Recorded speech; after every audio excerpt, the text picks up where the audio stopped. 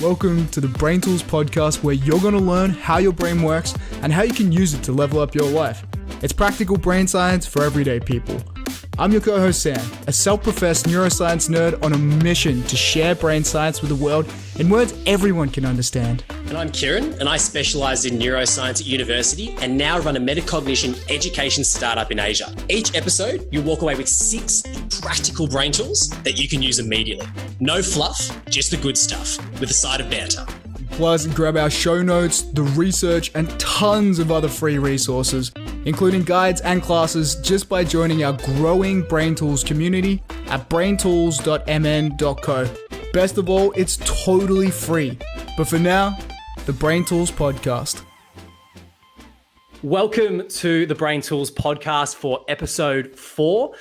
You're joined by Sam and myself, Kieran, here, and we're so excited to have you here. You are going to learn all about a massive, massive topic. It's all about habits. It's all about routines and how you can formulate more good habits than bad. You're going to learn all about the problems that people have when it comes to actually putting in those good habits. But more importantly, you're going to leave with 6 practical brain tools on how to form better habits based on the latest neuroscience research. So welcome here. Sam, how are you? Hey, mate. Very, very well. Thank you. Excited to be here for another episode of BrainTools. How are you doing? I'm good. Solid weekend. Just sort of nursing into a few things, preparing obviously for today, and just good to see your face. To be honest with you, I kind of miss you. It's been a couple of days, right after the launch as well, which we launched on Friday, which was very, very exciting. Big news. And speaking a bit of gratitude and appreciation, just wanted to say a massive thank you to everyone who did listen to our launch. We hit over 200 downloads, which is amazing. We're so grateful for that. And we've also received some amazing feedback from everyone who gave us a listen to. And I know, Kieran, you had some amazing feedback you wanted to share. Yeah, when we were getting all this fantastic positive feedback, and again from me, a massive, massive thank you. Like, let's be frank, when Sam and I first started this, we were like, if one person listens to this, I think we've had a massive win. So the fact that we've had 200 downloads is huge. And we actually got sort of an email come in from a person that we know, but it was pretty amazing and heartwarming. And I thought it'd just be good to share it with you, Sam, and go through it as well. And it says as follows. It said, "As you may know, the last few months have personally been super stressful for me. To be fair, I don't think I dealt with it productively at all. Every little thing would get to me regardless of how big and small. And you touched upon in your stress episode that it is automatically associated with negative stigma. And we're all trained to seek negative energy when you feel it or think you are stressed. And that episode really resonated with me and gave me some really clear tools." And he finally says, "Seriously love BrainTools, so thanks so much and keep up the great work." And when I received that and passed it on to Sam, my heart was pretty warmed, right? Like, I mean, that is exactly why we're doing this, is to give, practical brain science to everyday people. And it was pretty awesome to see, just to share. Yeah, so awesome. And so awesome that you shared that with me as well. I know I was grinning ear to ear. I'm really thankful for much. There was a lot of other feedback too that we received of a similar vein. So really appreciate that coming from everyone, which kind of segues really neatly into today's episode, where we're hoping to bring you a whole bunch of value around how your brain works, specifically when it comes to habit. And this is really contextual right now. And the reason I say that is because I have so many friends who are really struggling with habits and routines. And I don't know if it's the same for you, Kiza, but it's a massive problem right now. I totally agree. Like, speaking to people, about habits, routines. I mean, we've gone from everything being in person, being able to socialize, doing all this stuff. And then, January, February, comes along, and good old coronavirus, old mate, comes through and then changes everything, where a bunch of habits, routines and whatnot have to newly be formed, and breaking completely all the other things that we actually really treasure, going outside, actually meeting with friends, all those routines that make our life good. And as you said, people are really struggling to form those new ones and to break old ones. So super, super contextual right now. Super topical. Yeah, you're so right about that. And there are a couple of the big cornerstone habits that I know a lot of people I work with, that I talk to, are struggling with, is the lack of socialization, lack of socializing, and the deprivation from the gym. People can't go to the gym during the lockdown laws. And the biggest thing is that the habits and routines we rely on so much have been completely disrupted by things that are totally out of our control. And that has a really, really big flow on effect to the rest of our life. And we're going to talk a little bit about why a little bit later, and also give you some really, really practical things you can do to help form some of those cornerstone habits. But I know Kieran actually has an amazing story about the power of habits in his own life. And I wonder, Kieran, if you'd be willing to share some of that really quickly. Yeah, absolutely. For basically, I'm not normally one to be vulnerable. I like to be known as sort of the analytical, Kieran's got it going on type of thing. But habits and this topic are really, really close to my heart. To give you context, Sam, what I reckon maybe 12 to 18 months ago, I probably didn't have the best lifestyle. I reckon 98 kilos. I'm meant to be around 80. So I was about 18 kilos overweight. I wasn't exercising. I wasn't eating well. I have juvenile diabetes. For those that don't know, I don't produce insulin. So therefore, lifestyle factors become really important just for how I'm going generally. And I think, yeah, when I look back now in retrospect to where I am versus where I was clearly not in a great way, doing a lot of, I suppose, bad habits, bad routines without a lot of structure. And yeah, when I look back, I'm not going to say anything too much in terms of like sort of mental health and so on, but I definitely sort of sit there and say, was I having the greatest time? And I'd say a resounding no. So can you, I actually didn't know this about you, Kieran, specifically. So this is really blowing my mind a little bit. Can you talk a little bit to, like what you were going through, what your mindset was, what was really happening that led to these negative habits, as a bit of context for everyone tuning in? Yeah.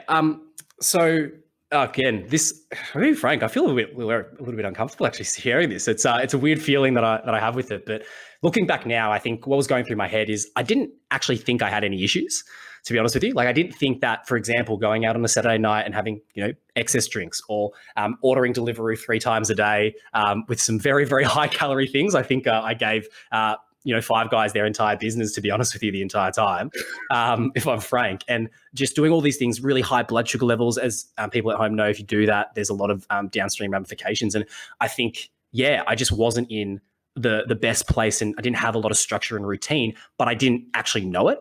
And it took, I reckon I tried at least 20 to 25 times to kickstart a new habit. So the classic, I'll try fasting. I'll try and eat better. And a classic thing happened, and I don't know if this happens to anyone else or just me, but I reckon I would always hold that new habit for 3 days. 4th day, I'd be back eating burgers. I'd be back not exercising. I'd like fall back. And I reckon, as I said, 20 to 25 times, a bunch of people noticing some stuff saying, hey, Kieran, are you all good? Maybe it's time to change a few things. And it's not until the start of this year that things really started to change after trying, 25, 30 times to do so. Wow, that totally resonates with me. I've had similar experience trying to get habits off the ground, so to speak. So thank you for sharing that story. And I know you've got a great little quote that kind of embodies it.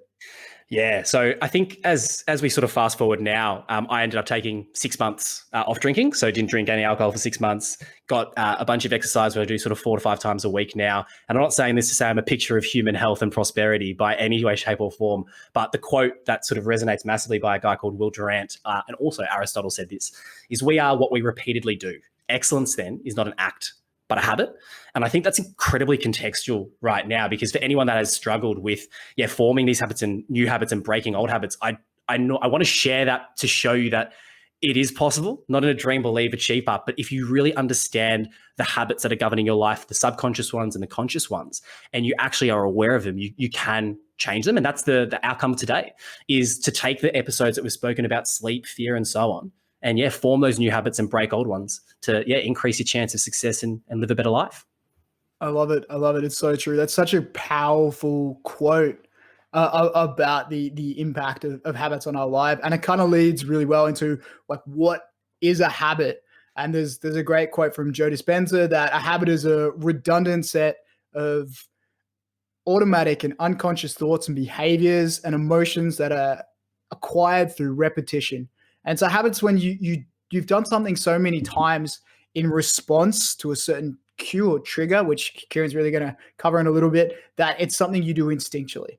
And I mean, not many people know this, but could you maybe just explain a little bit about how habits work and how this works in the brain? Because I know you did a bit of research on this. Yeah. So when I was going through, sort of the 6 month, transformation, what basically happened is a lot of investigation into those habits. And as you said, like habits are actually so important. Like, can you imagine how inefficient it would be if you had to constantly relearn all the things that we take for granted, brushing your teeth, riding a bike? If you had to constantly relearn them and they didn't become automatic, you'd be really not conserving a lot of energy if our whole purpose is to survive. And the whole idea with habit formation, and this is coming from a book by Charles Duhigg. I probably pronounced his name wrong, but it's called The Power of Habit.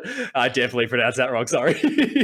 But he basically talks about the whole idea of the stimulus response model. And that's what a habit is that there is some form of environmental stimuli and there is a response that your brain coordinates. And there's three sort of factors, if you will, or three parts of this whole response, which was coined by BJ Skinner, but there's a few other things that are going through, which is a cue.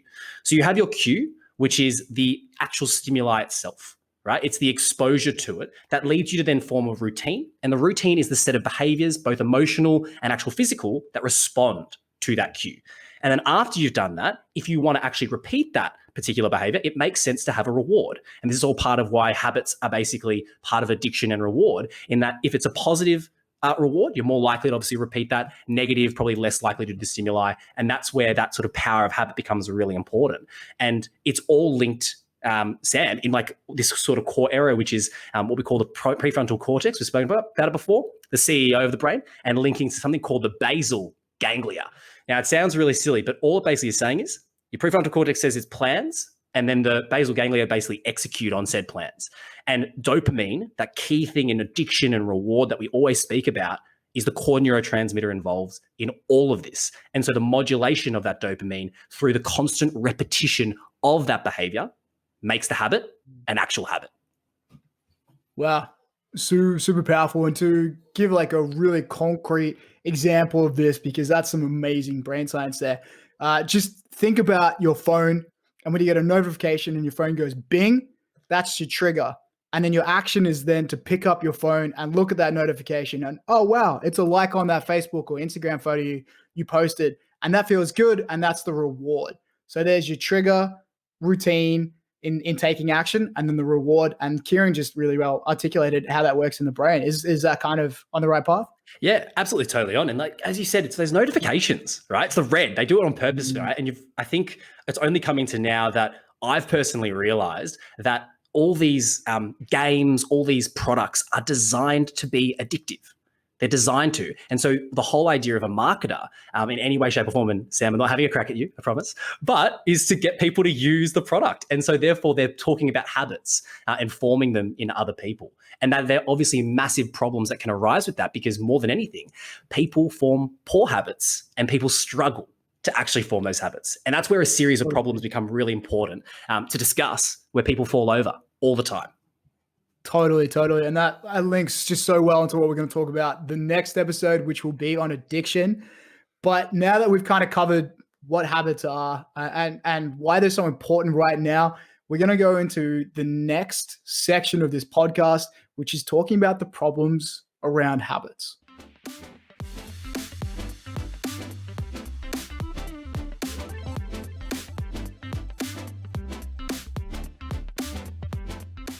And now we move into the next section, where we're going to talk about the problems that people have in actually building good habits and breaking bad habits. And look, if habits were that easy, everyone would be living an incredibly easy and amazing life, but it's not the case. And so what I want to first start with, after delving into this, Sam, and looking at the research, but just talking to people about what they find difficult with habits, one thing became incredibly clear to me when I was going through this. And it's that, first and foremost, people actually make the mistake of focusing on what they want to achieve as opposed to what they want to become. And this is a really salient point, because people then end up setting unrealistic goals because it's not pegged to their identity. It's pegged to, hey, here's what I want to achieve, as opposed to, who do I actually want to become? What does that look like? So what might be an example of that? Well, a really good example, just to say, of why people fall over then, is in the Journal of Clinical Psychology. It shows that apparently 54% of people who tried to make a New Year's resolution transformation, they didn't actually do it, and they lost it within sort of 1 to 2 months. And it's that whole idea of trying to be aspirational, of like, here's who I think I should be, as opposed to here's who I want to be and who other people think I should be. And the reconciliation between those three things is often really hard. And I myself have set New Year's resolutions countless of times and fallen over. Have you, out of interest? Yeah, pretty much every year without fail. Which ones? Totally right. Which ones? I've tried a couple of stints, no drinking for a month or two post January 1st. And then someone's birthday rolls around on the 16th and out the window. Dunzo. Yeah, mine was always exercise, right? Like ever since I gave up soccer when I was sort of 21, it's always been a classic case of trying to get myself to go for a run. But in the same way that we spoke about earlier, 3-4 days in, then you revert back to old habits. And the real tangible way to really think about this as an example is if you, for example, and this is the problem that people have, is as opposed to saying, I want to eat healthy, you want to change your dynamic to, I am a healthy eater. As opposed to if you want to actually write a book, as opposed to saying, I'm writing a book, it's about becoming, I want to be an author.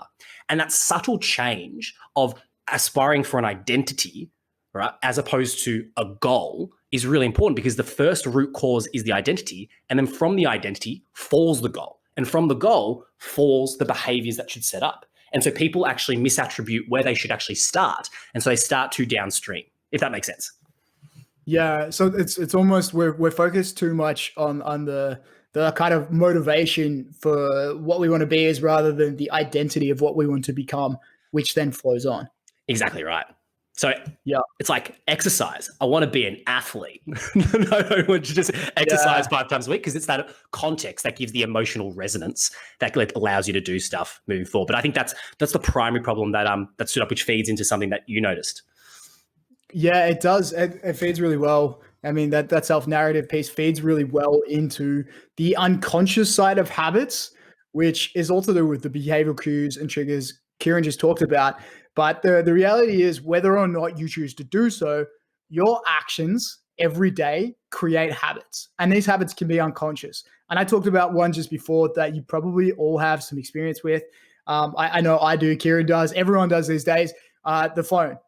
Being addicted to our phones, being addicted to social media, the dopamine rush that comes with the comments and the likes and the social activity there. And the reality is, whether we realize it or not, we form unconscious habits and routines based on the rewards and the cues and the behaviors we use in our everyday life. And this is purely a function of dopamine, mostly the anticipation of dopamine, which is the expectation that something's going to feel good. And think about it like this. When you get your phone and you hear that notification ping, you think to yourself, maybe it's going to be my crush texting me. Maybe it's going to be someone liking my post, my photo that I really respect. And then you open it up, right? You open up that notifications.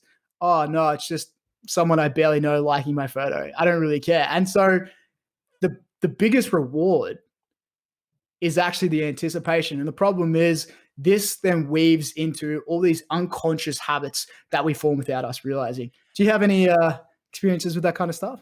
Yeah, I do, because it's a really interesting point that you raise on that whole idea of that the motivation for the thing. Because I think people often conflate wanting and liking as the same thing, but they're actually completely different. And that's one thing that we're going to speak about when we talk about addiction next week is the real clear difference between the two. Like, I want something, I'm motivated to get, I crave it. Once I get there though, and I'm experiencing the actual stuff, it doesn't necessarily live up to the hype.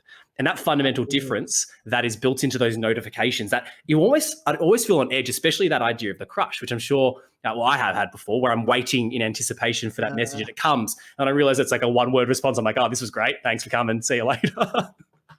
100%. 100%. There's that great quote, satisfaction is the death of desire. And this is, are you Buddha? It's definitely not me. I do not have writing chops like that, but this embodies it. And it's just the fact that we actually feel more of a reward in our brain before the reward than we do once we receive it, which leans really well into the problem a lot of people have with the way they go to set habits and goals.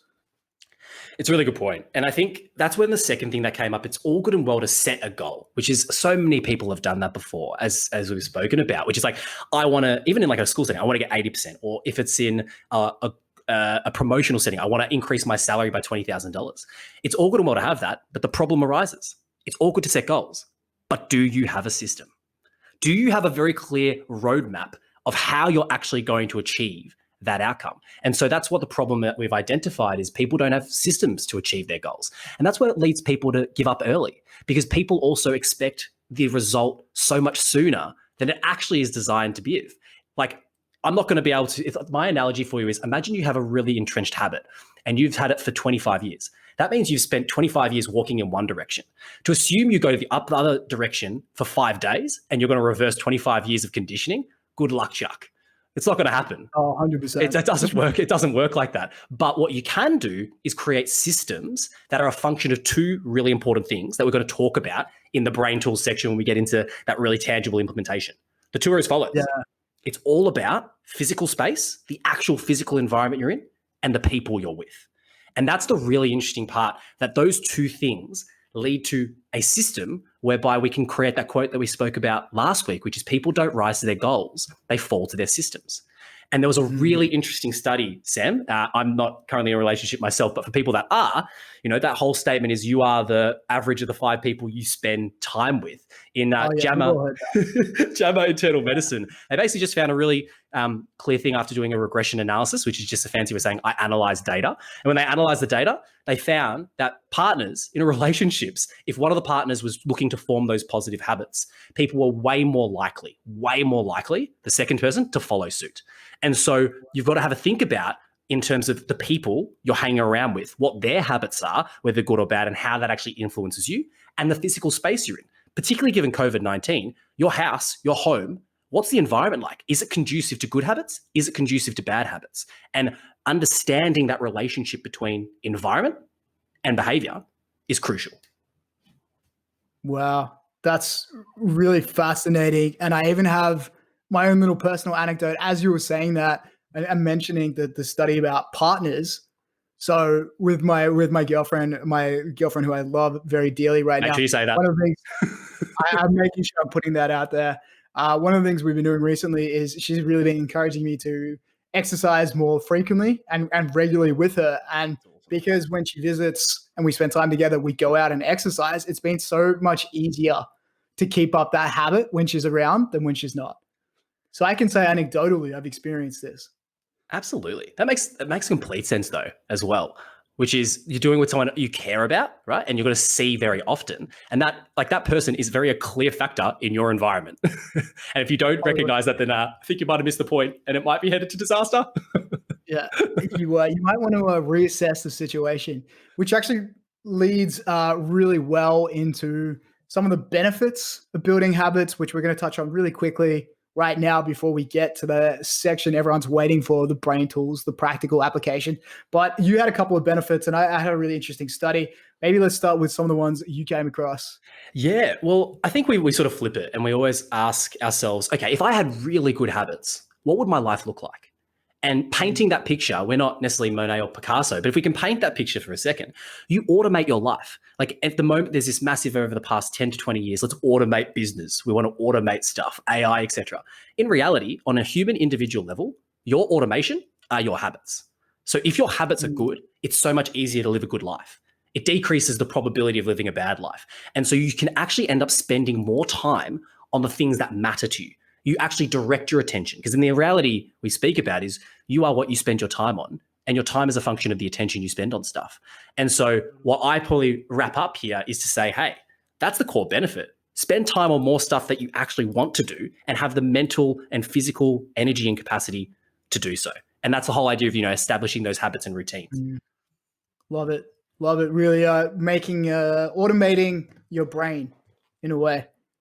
Automation, what? A bit of brain automation. And I mean, there's one benefit I think is really important right now when we think about routines and uncertainty. And that's the fact that our brains don't like uncertainty. Uncertainty engages our amygdala in a fear, flight, or freeze, or actually fear and freeze response. Check out the episode. Last episode, which can stifle clear thinking, but also floods our body with cortisol. That's how stress happens. There's actually some hypotheses that all of anxiety and stress is a function of uncertainty and uncertainty to threats. And reducing uncertainty requires a lot of mental energy. And they actually did some studies on this. And there's quite a few studies where they took people into lab settings and they sat them down and they gave them a whole range of uncertain things that could happen in the next few minutes to an hour in these studies. And what they found is cortisol spiked, stress went through the roof. People were unsure what was going to happen. And so they had all these study participants freaking out in their labs. And they looked at activation in the brain and the areas associated with stress and fear. The amygdala, the anterior insula were lighting up. And how does that relate to habits and routines, Kieran? I know you might be thinking that. Yeah, because I'm thinking, so what you're saying is like that, so the alarm system, right, of the amygdala, the limbic system just going bing, bing, bing, bing, bing, that's uncertainty that leads to it. So can you give me an example of like, what does that actually look like tangibly? Totally. I can give you an example of when your amygdala, Amy, is hijacked. Think about when you're at work and maybe your boss shoots you a message and they say, hey, Kieran, we've got to talk next week on Monday. And then they don't tell you why. And it's Thursday. So grim. You're thinking, so grim. You're thinking for the next few days, we've got to talk. Like, what does that mean? Am I fired? Am I losing my job? Have I done something wrong? What does it mean? There's so much uncertainty. So your brain goes into this expectation and anticipation mode and you start freaking out a little bit. Then Monday comes around and your boss says, oh, hey, Kieran, you've just done a really great job at work and I was going to offer you this big project. That is actually so true though, because humans really suck with uncertainty. Because I'm just thinking about it from my own personal lens. So whenever when someone hasn't replied to you for like 2 or 3 days, it's been ages, and you're just sitting there like ruminating, creating this story, like, what have I done? You sort of go into self-loathing, self-blame mode, and then they sort of reply and like, everything's all good. Oh, I was just busy. But you create this story in your head that just is like the most worst case scenario, and that always happens in the dating game really early on. 100%. That's the blue ticks, right? I hate blue left ticks. on unread. I actually hate it. I can't. I can't. It's like how I hate full stops. When one word full stop, well, after waiting 3 days on blue ticks, not feeling brutal. You know something's going wrong. Yeah. I can totally emote with that. But speaking of emoting, that's now we've covered some of the benefits and some of the problems associated with habits and not forming habits. Really excited for the next section where we talk about 6 practical brain tools you can use to form better habits and break negative habits, coming up next.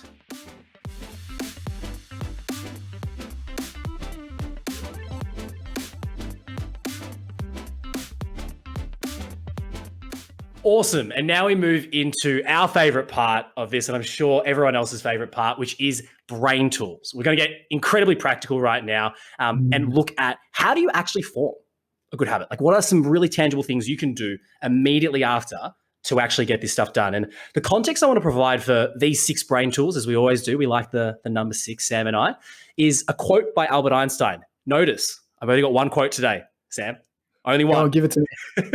Which is, compounding is the greatest mathematical discovery of all time, by Albert Einstein.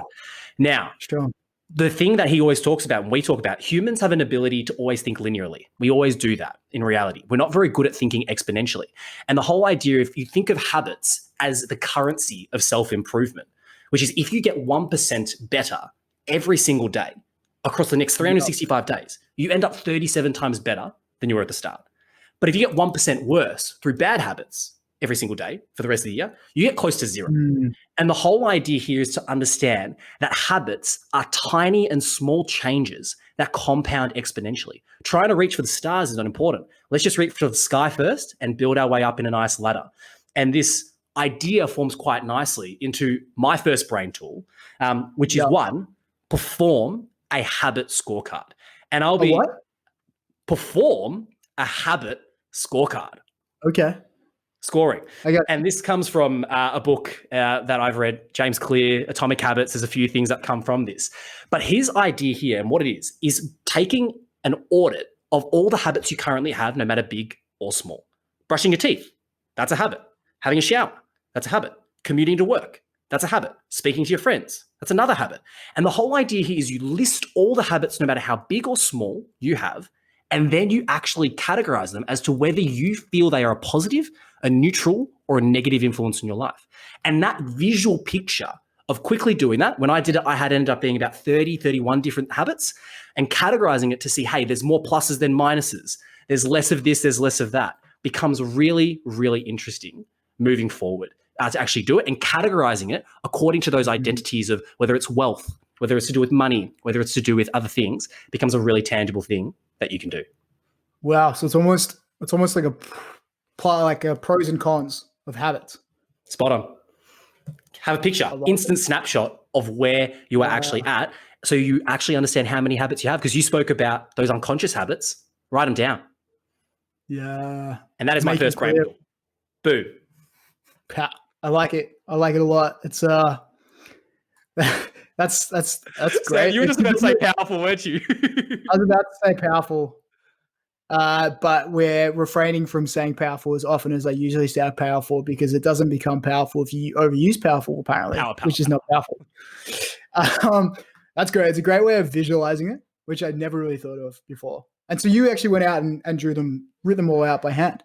Yeah, well, I just, got, how I love my tables. I just got a table. I said, what's the habit? Category number one, habit, whether it's plus or minus, and what category it comes to. And you almost have an understanding of what percentage of your habits are dedicated to health, wealth, exercise, as we said, which I know works really interesting in terms of your brain tools when you speak about the different studies you've done as well, in terms of the ancients when they went into their habit formation. Yeah, it really does. That's so useful for really getting a picture of where you are. And it leads really well into brain tool number 2, what I'm about to talk about, which is how do you help ensure that these good habits you now have actually happen? How do you make sure you do what you're going to say you're going to do? And the really simple way you do that is you create this if-then plan. Oh, I like this. I like where this is going. Yeah, really, really like amazing stuff that a lot of the big names in the habit space, Charles Duhigg, James Clear, they all talk about this. BJ Fogg. If-then plan. Yeah, read his blog. If this happens, then I will do this. For example, if I wake up at 6:30, then I will go for a walk. That's my if-then plan in the morning. And there's been a slew of research on how effective these are, and they actually help you create routines by creating a contextual timed cue for when something happens to trigger your behavior. So you think about what Kieran said before. Kieran, you talked about cues. I did. And triggers. I did. By saying if, you are utilizing that trigger, which is the if, to then cue up a routine, which is the then, which will then lead to the habit formation. And eventually you have a reward at the end of this. And I know you might be thinking, Kieran, that this is all hocus pocus. What am I basing this on? Well, they actually did a study. You got me. The moment you say study, Sam, I'm already here. So I'm ready. Yeah, talk to me. I'm glad you are. They did a study in 2001, one of many studies on this topic. They did a study in 2001, 248 people in Great Britain, trying to build better exercise habits over 2 weeks. And they had 3 groups. In group 1, they had people who just went about their business and tracked how much exercise they did over the 2 weeks. In group 2, they had a group that had to watch motivational materials, to watch a presentation about why they should exercise, the health benefits, the improvements it can have on their cardiovascular system. And then they had group 3. And group 3 got the same material as group 2, the motivational stuff and the presentations. But then they had to write down what they were going to do, when they were going to do it, and where they were going to do it. And this was called the implementation intention. This was the if-then plan. I love that because it's almost as if you're actually creating the behavior you're going to do without before actually doing it. It's almost creating that automatic loop of here is situation, which is the stimulus. Here's the response that I should do. And that's when we talk about like simulation. Then you practice that. It almost becomes that very clear associative relationship. So by clearly documenting that, that's good stuff, Sam. So I like that. So I mean, it gets even better when you hear the results, right? So you've got these 3 groups, and group 1 and 2, for the next 2 weeks, basically 35% of them exercised at least once. So between watching motivational videos and doing absolutely nothing, there was almost no difference in the groups. Now, the group who wrote down their if-then plan, 91% of them exercised. 91 versus 35. So that difference of over 50% just by writing out that implementation intention, that if then, has a massive flow on effect to whether you're actually going to do a habit or not. I love it. How would you then recommend someone, like say I want to create this if then plan, what would you recommend I do? Yeah. So the way I would do it, and you might have a different way of doing it, but I'm really simply, I go, if I finish work at 5, then I'm going to work out. And I like to think through them and just make up all these if situations. And I also use them for habits on the fly or routines on the fly. You know, if it hits 2 p.m., then I'll have a green tea as opposed to having an alternative. So just constantly turning everything you want to do into an if into a then, an if and then statement is the first step. But you can actually take it a little bit further, which Kieran's going to cover a little later on. So that's my first brain tool. Brain tool number 2 is create an if-then plan for the habits you want to ingrain into your life, which really leads into your next one, brain tool number 3. Brain tool number 3, toi, as the French would say, which is focus on lead indicators, not the lag indicators. So, Okay. Sam, what that means is simple, is that I think this came from Management by Objectives by a dude called Peter Drucker, and he's sort of known as the godfather of management, if you will, for the past sort of 50, 60 years. And he basically said a lag indicator is an outcome. It is a result.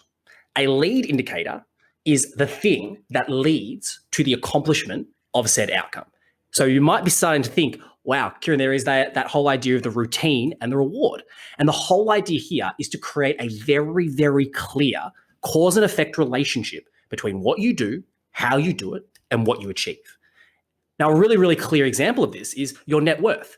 Your net worth, how much money you have, is actually a lagging measure of your financial habits. How much money you deposit when you get your check coming in. Do you spend it all? Or do you just say, hey, automated 20% goes somewhere else? Another really clear example is your weight. So your weight, and we can say your overall health, like body fat percentage, etc., is a lagging measure for your eating and your exercise habits. The type of food that you consume, how often you exercise, what type of exercise that you do. And so your ability to actually change your outcome and therefore your identity is so tagged to the actual inputs of that. So the big takeaway for everyone here is to find of what you are looking to achieve and who you're trying to become, what are the very, very clear tangible habits or things that you would repeatedly do to get to that and track them religiously. Don't just track the outcome of 89 kilos or 98 kilos as I was. Track the stuff that's leading to the change in that number, and you'll see magical things happen because you're measuring what matters. Wow, I love that. And it really ties well into what we were talking about before with, New Year's resolutions, which are all about, lag indicators. I'm going to be this. I'm going to hit this, as opposed to saying, all right, well, what's going to get me there, which is what you're saying. Yeah, exactly right. And this applies to what we're doing right now as well with the podcast is in terms of, let's say the rating that we want to achieve or how many people we want to reach. That's a lag outcome, but our habit is showing up and actually doing this podcast, getting to 10 eps, getting to 15, getting to 20. Like it's across all facets, both individual and group, that understanding that relationship is so, so crucial, and track both of them. And that's my brain tool number 3. Brain tool number 3, totally inverting how we usually think about habits. And speaking about inverting, we're actually going to take a break before we come back for the next 3 brain tools. Stick around. We've got some really great ones, including one you've probably never thought of before. So I'm really excited about that. Stick around. Let's do it.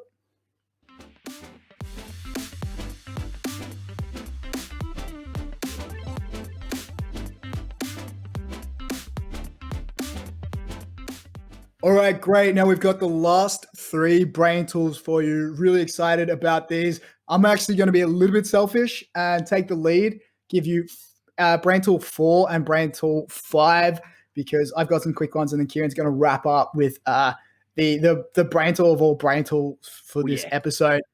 My brain tool number 4, Kieran, that I think we've talked about a little bit and we've kind of alluded to it, but it's this concept of make the decision ahead of time.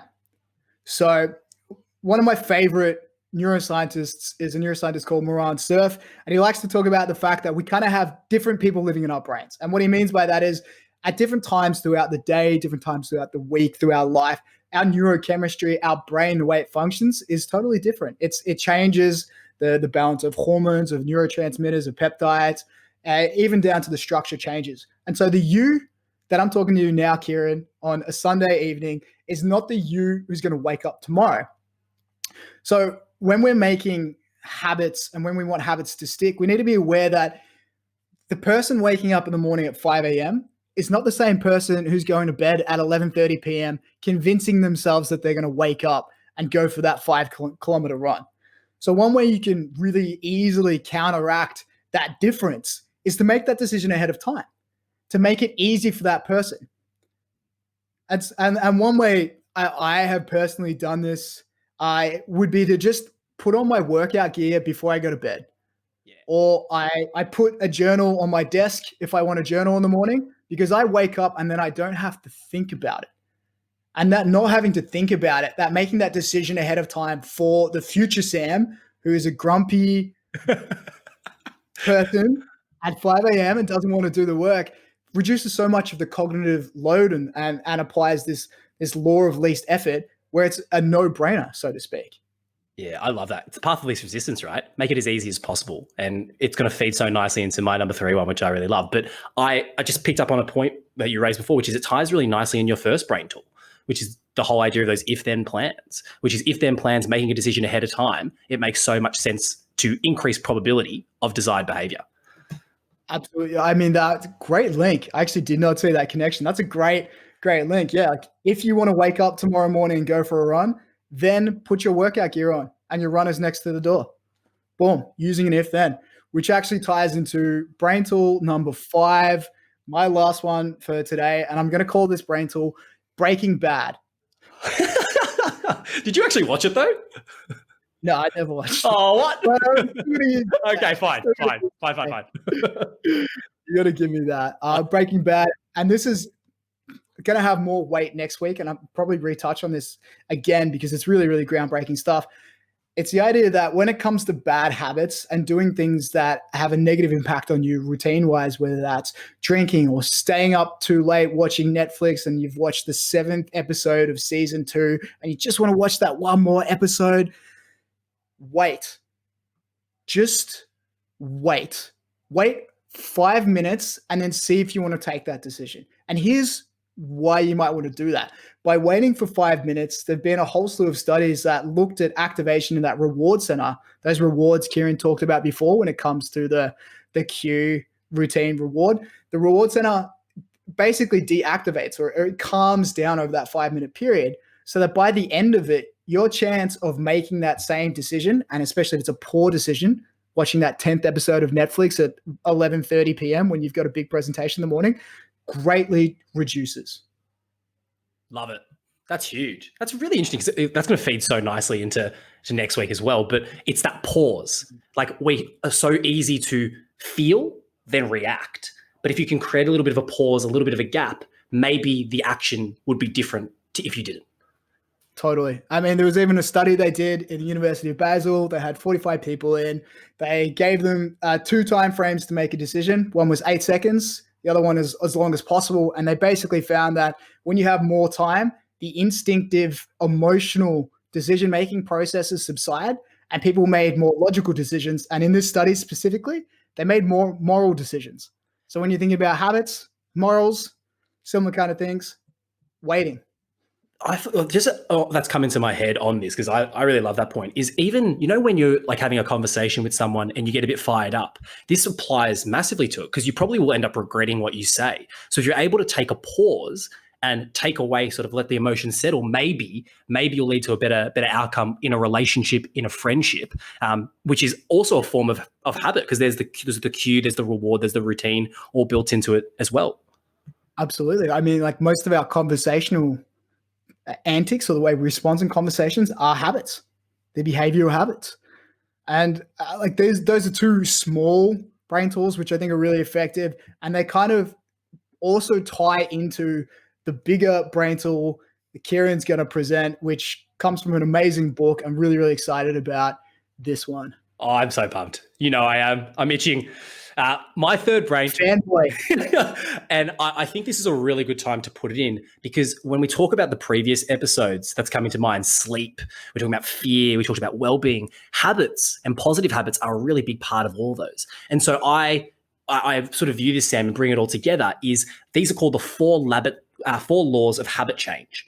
And the habit change is how do you actually create these positive habits? And it's by a guy called James Clear. Again, I really encourage people to pick up the book and go to his website, even though we're not affiliated with him. I really get a lot of value from it personally. I know you do too as well, Sam. But the four laws that I'm going to give you, and I'm going to try and apply it to my experience, which was particularly exercise, how I was managed to sort of lose the 14, 15 kilos in the past 6 months through these four key pillars. And they're four, which is the questions you want to ask yourself if you want to form a good habit or break a bad one. How can I make it obvious? How can I make it attractive? How can I make it easy? And how can I make it satisfying? And these are the four key pillars. And what I want to do for the last sort of 5 minutes is actually go through what these questions mean and some really clear tools within them that you can use, and hopefully share how you can do this yourself. So, Sam, I'm going to start with the first one, which is how can I make it obvious? Now, this is obvious, which is it's the classic case of out of sight, out of mind, but in front of you, in front of your mind.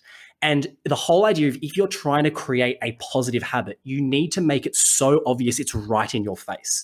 And a really good example of that, and you said it before, if you want to exercise, the whole idea is putting your shoes right next to your bed. It might be writing a reminder note saying exercise tomorrow. It might be putting in 4 or 5 alarms in your phone. But making it so obvious and having so many reminders become really, really clear. And to give you an example of this, it's like habit stacking, which is something that James Clear talks about in the book. And he says that if you're trying to form a new habit, look at your existing habits from the habit scorecard and actually tag one of those new habits to it.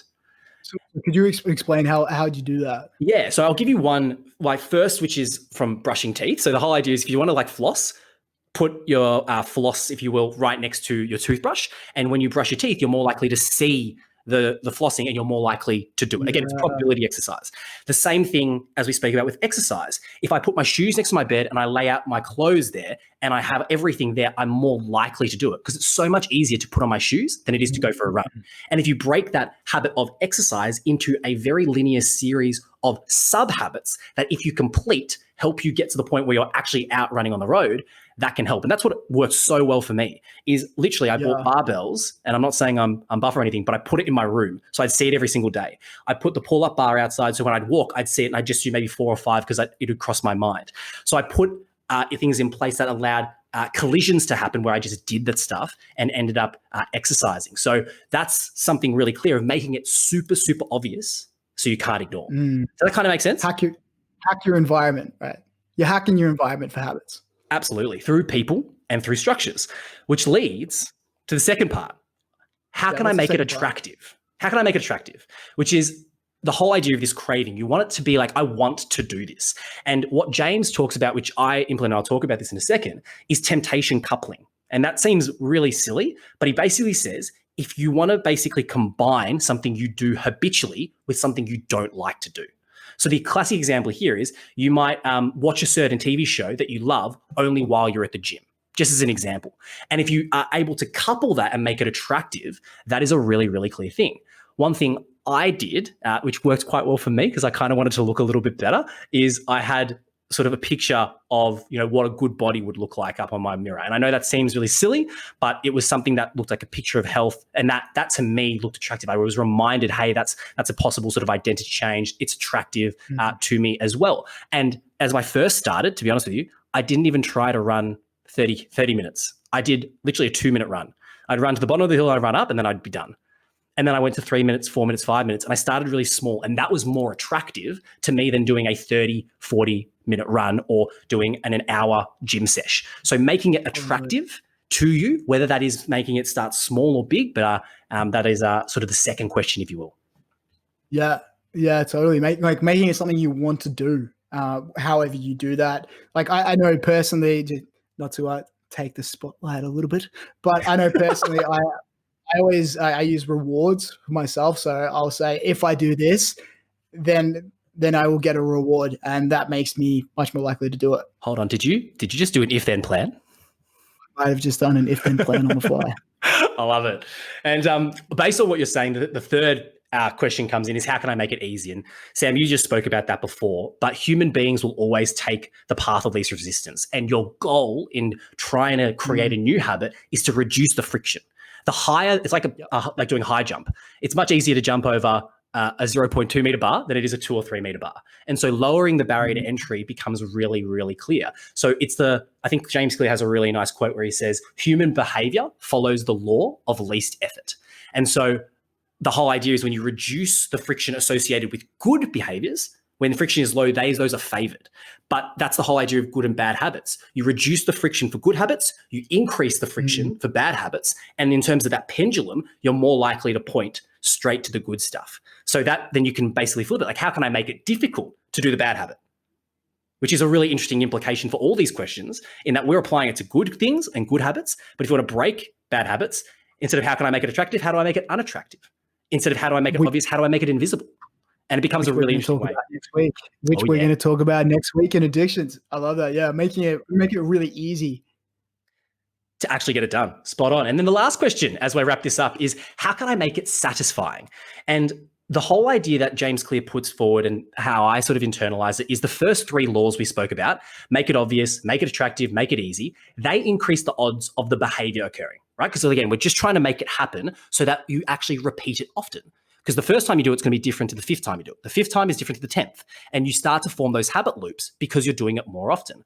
But the 4th law of behavior change, making it satisfying, increases the odds that the behavior will happen the next time, right? And that's the whole idea of repeating it. And so there's 2 really clear ways you can go about doing this. And how I did it is a habit tracker. We spoke about the Seinfeld method before. Get your calendar up. And I put it in the office. I actually put it in the office where all my colleagues could see, so that I had some accountability. My colleagues would ask, hey, correct. They would ask, hey, Kieran, what's that about? And I'd have to tell them. And I would be ticking this off. And the 2 that I was tracking was whether no alcohol, and was actually going and exercising. And I remember I had a cross in the calendar for orange, was a cross that was orange was for exercise, and a plus sign in purple was for not drinking. And what you find very clearly is it's quite satisfying to tick things off. And what's even more satisfying is when people come and say, hey, Kieran, great job. You're 13 days, 14 days. I had 2 colleagues actually now put it up for them. And it started to create, as we said, an accountability partnership, which means that you have redundancy in your model. Instead of relying on yourself and your willpower to get stuff done, you start to have a network of 3 or 4 people who would actually hold each other accountable. And that's the whole idea that becomes really clear. And I would say this is the massive thing that got me to do it again, that habit tracker, and then having people in the office, my colleagues who I respected, actually say, hey, Kieran, what happened last night? They would ask me, and I'd have to be like, oh, I didn't do it. I'd feel guilty. I'd actually end up doing it that night. And it worked all the way through to then leading to that sort of 14 kilos, which, if I can be really frank with you, I'm pretty proud of myself to do. And I hope that's not arrogant. I didn't think I'd be able to do it, but here we are. And Kieran looks great. Do I? Don't worry about that. Oh, mate. 4 really simple questions. How do you make it obvious? How do you make it attractive? How do you make it easy? And how do you make it satisfying? And there you go. Good habits. Good habits. Cool. I mean, that's I've never gone that far deep into James Clear's work, and hearing it articulated that way makes me realize I probably should have. To wrap up those brain tools, so everyone gets a recap before they go. My 3 were what if-then plans. Number 2, make the decision ahead of time. And number 3, to break a bad habit, wait before making that decision. I love it. And for mine, perform a habit scorecard. Actually take stock of your current list of habits. Focus on the lead indicators, not the lag. Focus on the processes, not just the outcome. And the 4 laws of habit change by James Clear. Make it obvious, make it attractive, make it easy, and most importantly, make it satisfying. Yeah. Crazy. And now I got to go build some new habits. I'm inspired. So am I. Let's do it. Let's actually do it. 80-20 takeaway from this episode. What have you got for me? So mine is the classic, and where I was leading here, but focus on process and systems over the outcomes. The outcome will take care of itself if you have a very good system pointing due north. And yourself? Yep. My 80/20 was habits require planning ahead of time. Plan ahead of time for better habits. I love it. So good. That's it. So good. Hope you've enjoyed this week's episode. Really excited for next week's episode. I'm going to test Kieran to see if he remembers what it's about. The next episode is going to be about addiction. So we've looked at good habits. Let's now look at the dark side of habits.